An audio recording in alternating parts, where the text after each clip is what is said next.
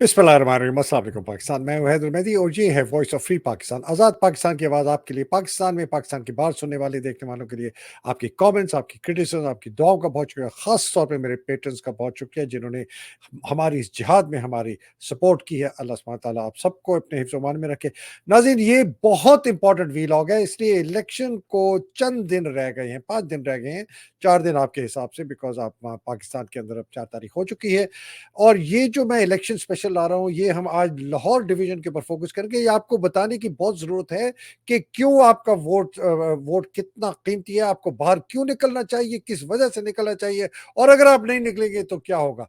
और मैं एक थोड़ी ज़ाती सी भी बात बताता चलूँ, लेकिन इससे पहले कि मैं ये करूँ, मैं अपने गेस्ट को इनवाइट करना चाहता हूँ जिन्होंने ये 2 साल बड़ी काविश करके ये सारा डेटा आपके लिए तैयार किया। जनाब असद रफ़ीक साहब, अस्सलाम वालेकुम असद साहब and welcome to the program sir. वालेकुम सलाम। बहुत शुक्रिया हैदर भाई। बहुत शुक्रिया जी। असद साहब से बात करने से पहले मैं अपनी दुआ से शुरू करता हूँ। ऐ मेरे रब मेरा सीना कुशादा कर दे, मेरा काम आसान बना दे, मेरी ज़बान की गिरा खोल दे के आप सब लोग हमारी बात सुन लें, मेरी भी, असद की और जो इतने जिहादी हैं जो इस काम का हमारी हमारी ज़बान की गिरा खोल देना कि आप हमारी बात समझ सकें। मैंने आज सुबह एक वीलॉग किया था जिसमें मैंने ये मैं बहुत इम्पोर्टेंट बात कर रहा हूँ, जिसमें मैंने कहा था कि पाकिस्तान को अफ़ीम और चरस खिलाई जा रही है कि ये नशे में मदहोश हो जाएँ। और मैं ये बात बड़ी मैंने तारीख के से की, बड़ी डिटेल का वीलॉग है, ज़रूर सुनिएगा अगर आपने नहीं सुना है। उसमें बहुत इम्पोर्टेंट मैंने इशारा दिया है कि हमें क्या करना चाहिए। लेकिन इसके साथ जो असल में एक बड़ी अजीब-सी बात जो है मैं दिखाई थी और देखी, ये मुझे एक स्लाइड मिली कहीं से और इसका ज़रा आप इसका वो देखें कि इस पे लिखा क्या है। ये पुराने 1960-70 की दिहाई की स्लाइड है पाकिस्तान में, इलाका खैर की का। इसके ऊपर लिखा है जी हशीश स्टोर, मतलब कि चर्स की दुकान, और लिखा है यहाँ आला चर्स मिलता है। तो ये आला चर्स जो मिलता है ये पाकिस्तान को, पहले भी चर्स का बड़े हमारे लोगों को बड़ा शौक था और दबा के पीते थे, फिर शराब भी पीते। लेकिन अब जो अफीम और चर्स का नशा पाकिस्तानों को, ये खौफ की अफीम और खौफ का नशा है, इससे पाकिस्तान को क्या। तो हम बात करना चाह रहे हैं कि हमारे हाथ में क्या है जिसको हम इस्तेमाल कर सकते हैं। उसलिए जनाब असद रफ़ीक साहब से बात करेंगे। असद साहब ने एक ये मैं आपको फ़ौरन लेके चलता हूँ कि असद साहब ने ये जो लाहौर का डिवीज़न है, डिस्ट्रिक्ट जो है, इसके अंदर जो 12 जब 14 सीटें हैं, उसका इन्होंने एनालिसिस किया है। ये 2018 के इलेक्शन की जिस तरीके से वोट कास्ट किया गया और टर्नआउट है, उसकी बेसिस पे था। तो असद साहब, मैं आपकी पहली स्लाइड पे चलता हूँ जिस पे आप बता रहे हैं कि ये 2018 में लाहौर की 14 सीटें कैसी थी? जी बताइए। जी, लाहौर जो है वो सबसे जो बड़ा हमारा है डिस्ट्रिक्ट है जिसमें सबसे ज़्यादा हैं नेशनल असेंबलीज की। और आप देख सकते हैं यहाँ नून लीग जो है ये नून लीग का गढ़ समझा जाता था। तो 2018 में भी नून लीग ने सीटें जीती थी, जबकि पीटीआई ने 4 सीटें इसमें यहाँ जीत सके थे वो लोग।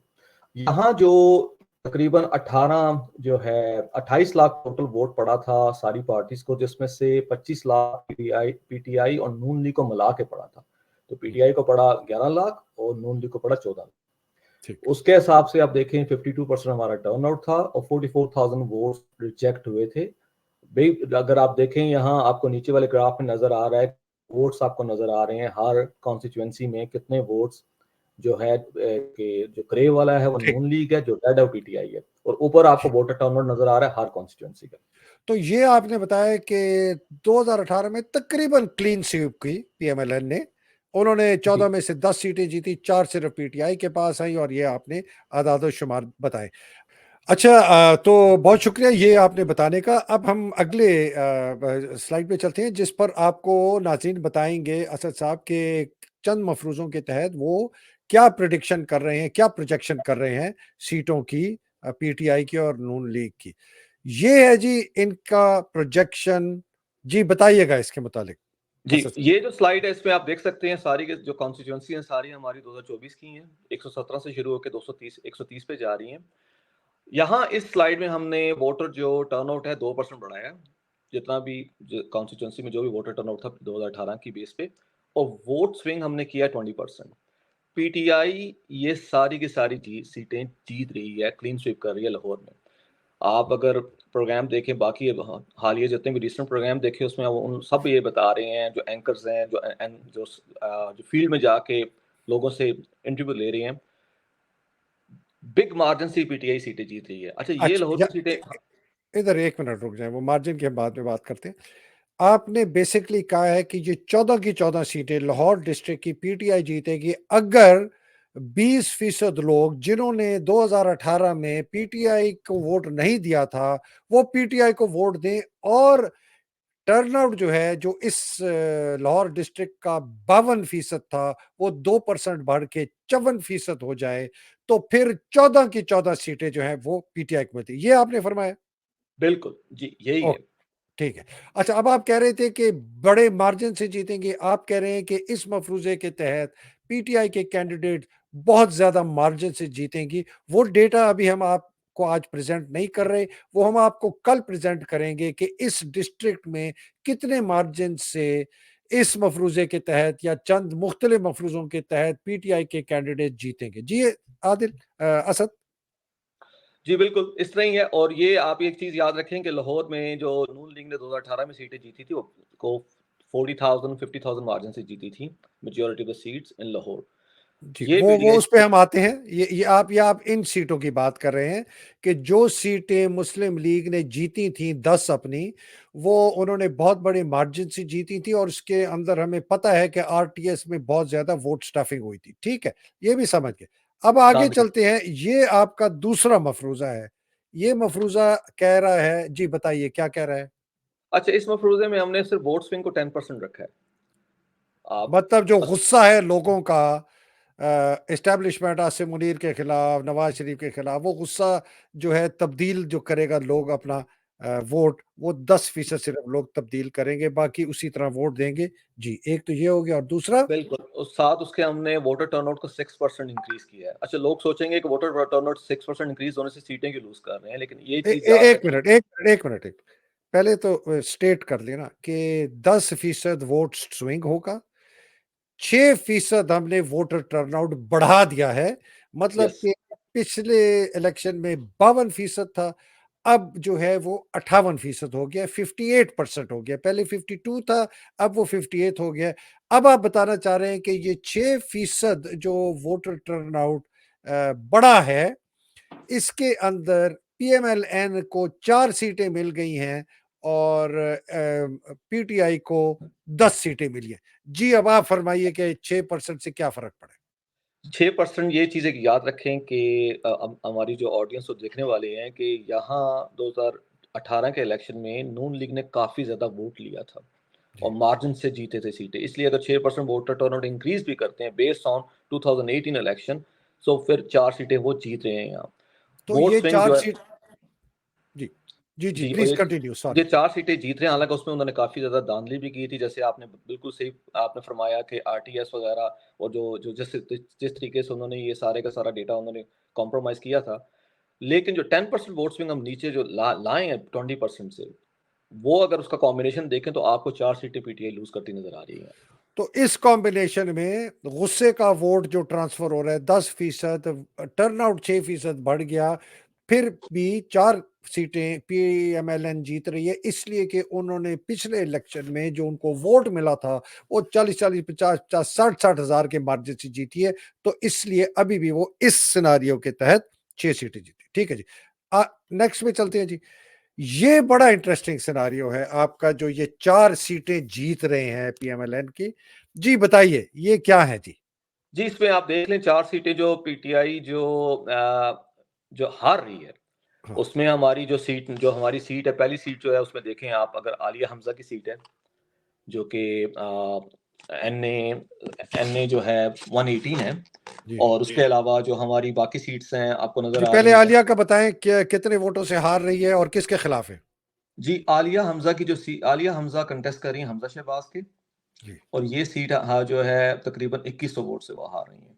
वो इसलिए 2100 वोट से हार रही है कि अगर 10% गुस्से का वोट है पीटीआई के फेवर में और 6% जो है टर्नआउट बढ़ता है, इस मफरूजे के तहत आलिया हमजा 2100 वोट से अपनी सीट हार जाएंगी। जी, अगली बिल्कुल। कौन सी सीट है जिस पर सख्त मुकाबला है और हारने का इम्कान जी, है? अगली जो सीट है हमारी है वो NA 122 है। हम्म, और यहाँ NA 122 में आई थिंक ये हमारे लतीफ जो हैं लतीफ खोसा। खोसा साहब, जी बिल्कुल। और जी। ये काफी क्लोज मार्जिन से ये सीट अगर ये मफरूजा हम रखते हैं जिसमें 10% वोट स्विंग और 6% वोट रिटर्न आउट होता है, तो हम्म, ये 1200 वोट से सिर्फ ये पीटीआई सीट हार रही है। और इट्स अ ये स्मॉल साद रफीक मार्जिन। के खिलाफ है। बिल्कुल, और यही हमें तभी हम लोग आपने भी बार-बार ये कह रहे हैं, आपने प्रोग्राम में शुरू होने में ये कहा है कि वोटर टर्नआउट ज़्यादा हाई होना पीटीआई के लिए सबसे अच्छा है।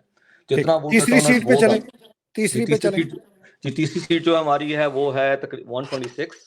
हम्म, ये जो सीट है मलक तो की ये खोकर हैं। हम्म, और ये आपस में खोकर के जो हैं सैफुल मुल्क खोकर के खिलाफ जो है ये सीट पीटीआई ये हार रही है। और हम्म, यहाँ तकरीबन 4100 वोट का मार्जिन है। ठीक, और आखिरी?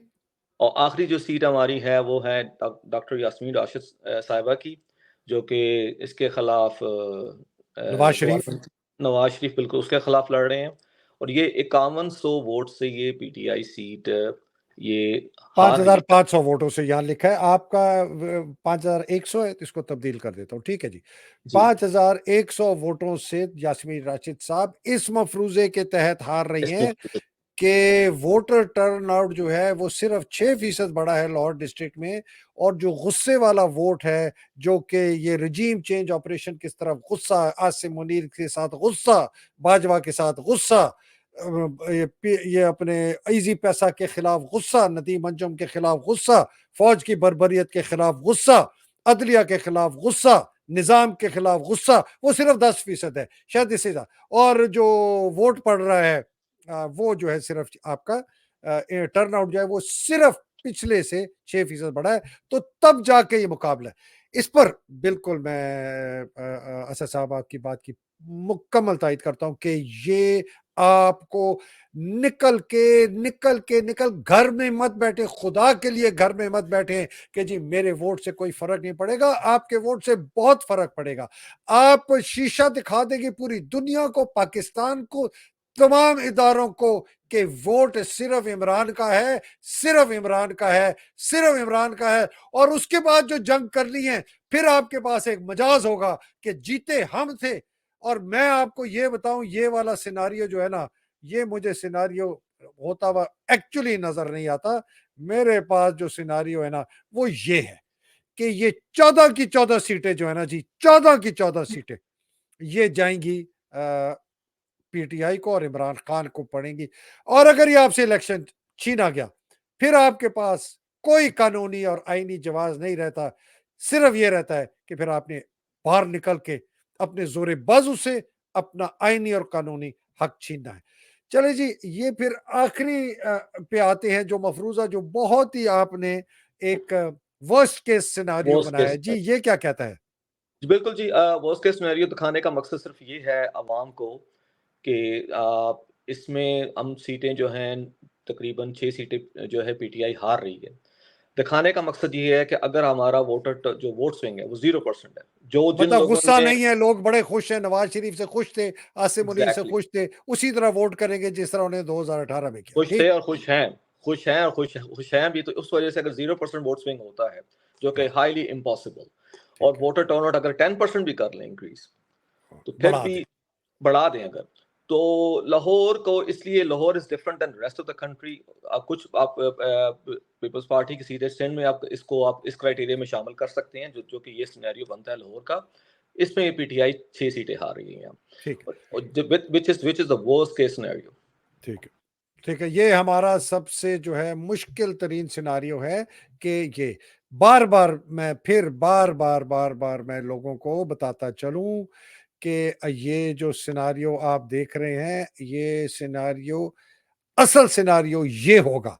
ये एग्जैक्टली 14 सीटें सारी की सारी जो है ये पीटीआई जीतेगी, पीटीआई की सीटें हैं।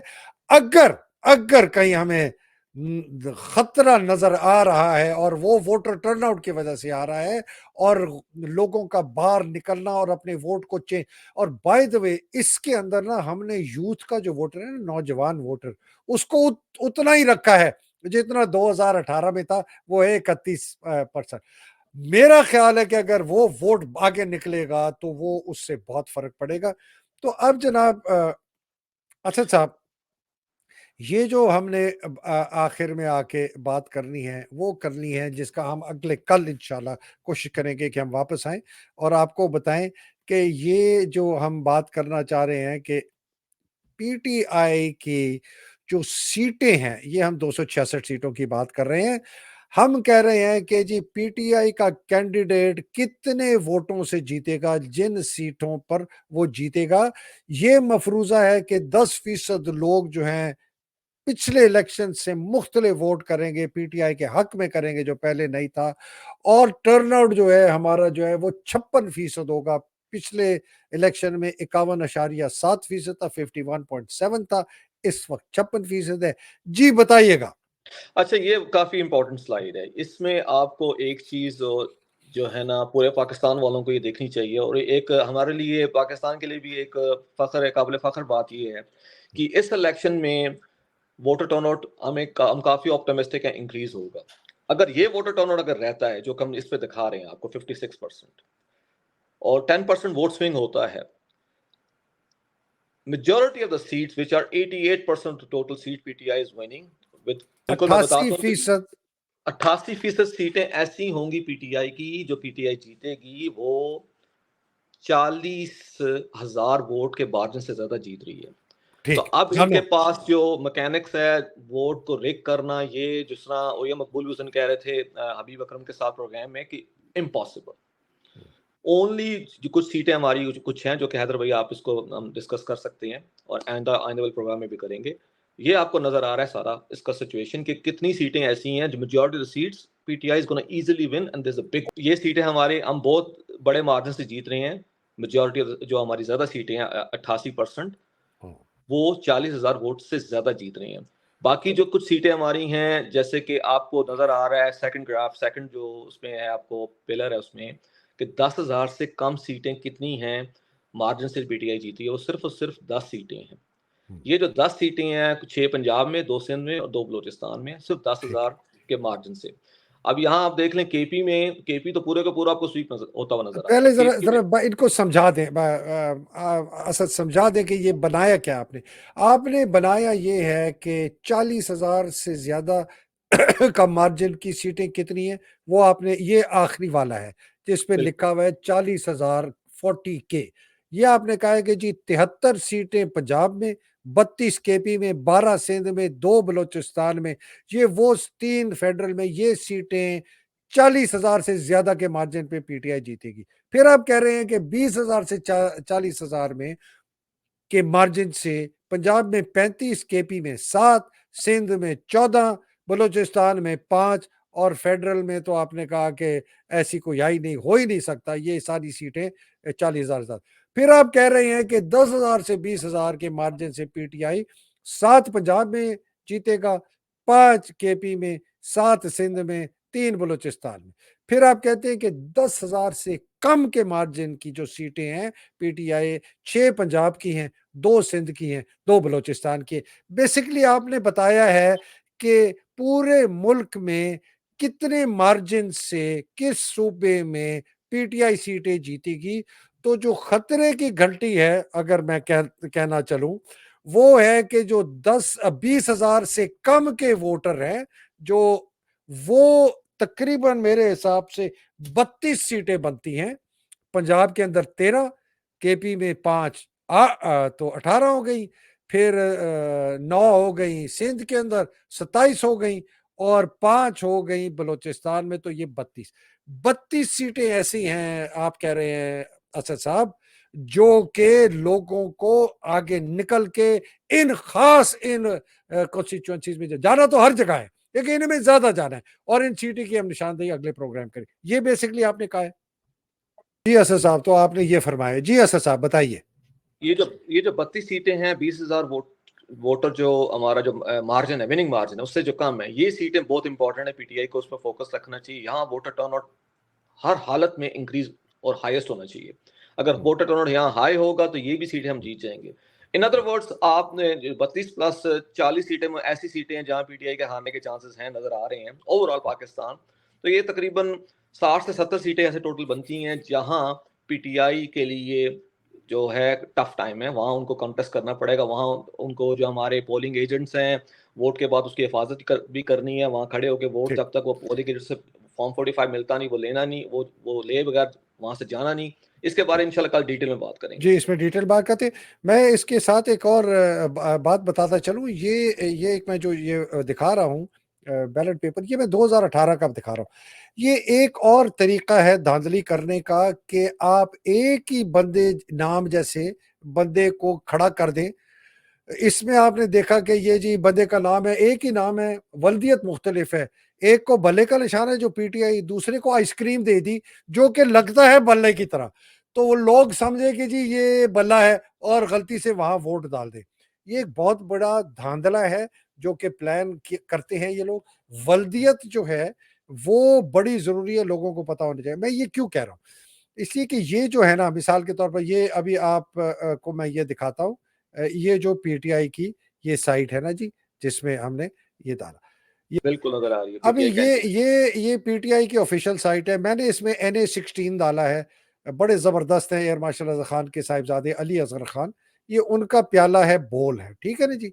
अब ये इनकी व्हाट्सएप का एक चैनल है, अगर क्लिक करें आप ज्वाइन कर सकते हैं। ये पता चल गया कि जी, लेकिन अगर एक अली असगर खान को बोल की बजाय वो चाय का प्याला दे दें और एक डंडी लगा दें, इसका बोल है उसका चाय का प्याला, तो लोग समझेंगे कि यार ये भी हमारा ही कैंडिडेट है।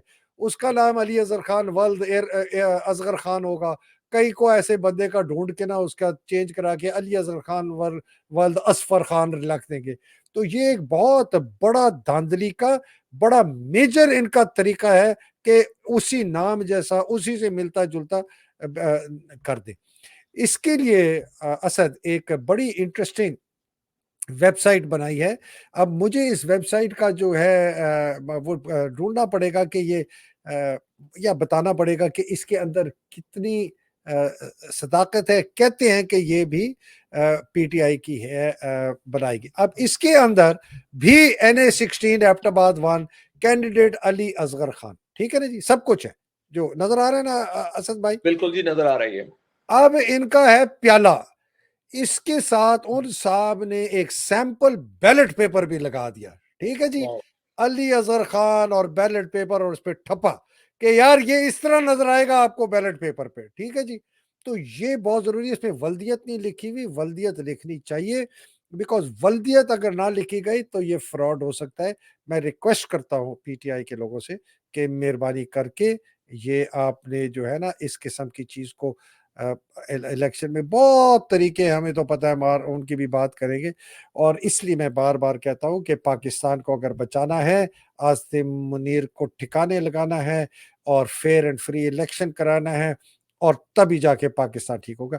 तो असद साहब बहुत शुक्रिया, बड़ी मेहरबानी, बहुत ज़बरदस्त आपने ये एक प्रेजेंटेशन की है, लोगों को लॉर्ड डिस्ट्रिक्ट का बता दिया कहाँ खतरे में सीटें हैं। इंशाल्लाह कल हम थोड़ी सी और डिटेल में बात करेंगे। अब तक के लिए इजाज़त दीजिए। अल्लाह सुब्हान तआला आप सबको हिफ्ज़ मान में रखे, असद साहब जैसे लोगों को हिम्मत दे कि इस तरह की जिहाद करते रहें, और बेचारे जो कैद में हैं, मुसीबतों में हैं, 30,000 हमारे बेचारे बेगुनाह शहरी, और इमरान खान उनकी अहलिया, हमारी खवातीन आलिया हमजा, बाकी जो है, अल्लाह सुब्हान तआला उनकी मुश्किलें आसान करे, आज़ाद करे, कि वो एक आज़ाद जमहूरी पाकिस्तान में आके पाकिस्तान को फलता फूलता देखें और इसको लीड करें। और जो बेचारे शहीद हो गए, हमारे अरशद शरीफ, हमारे जिल्ल शाह, हमारा नन्ना अमार, हमारा फवाद जो पहला शहीद है मेरे नज़र में हकीकी आज़ादी का, मई 2022 में उसको पुल से उठा के फेंका था। और बेचारे कितने 30 रेहान 35 खान पता है। नहीं लोग जो हैं वो शहीद हो चुके हैं। अल्लाह सुब्हान तआला उनके दर्जात बुलंद करे। पाकिस्तान जिंदाबाद, पाकिस्तान पाइंदाबाद, इलाही आमीन। अस्सलाम वालेकुम। बहुत बहुत शुक्रिया असद साहब। जी, मोस्ट वेलकम।